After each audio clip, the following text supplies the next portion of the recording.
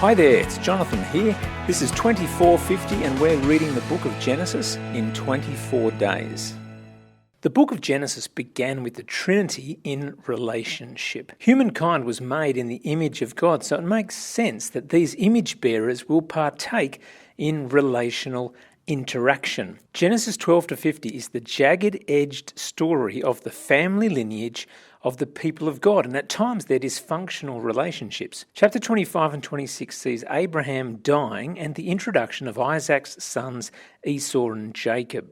An important event, since it's Jacob who has his name changed to Israel, and his 12 sons become the 12 tribes of Israel. 25:5, Abraham leaves everything he owns to the son of promise, Isaac. This is an important insight into the culture of the ancient Near East.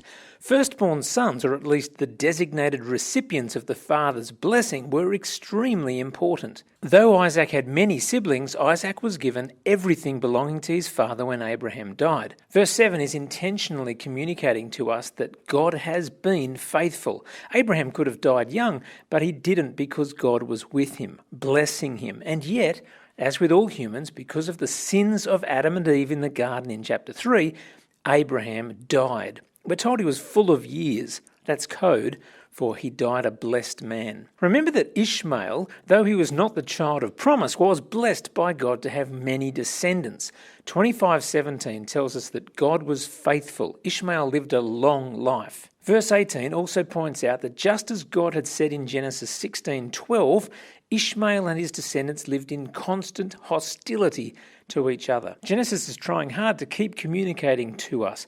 When God says stuff, it happens. And God said, and worlds were made. Creator creates creation, and creation should listen to the one who designed it. 25:20 tells us that Isaac was 40 years old when he married Rebekah, and later in verse 26 we're told his twin sons were born when he was 60. Verse 21, Isaac prayed asking the Lord to grant Rebekah children since she was childless. Remember, this is a time where couples didn't wait around to have children, so Rebekah and Isaac have been praying for children for the best part of 20 years. Are you getting the idea that God is not in a hurry?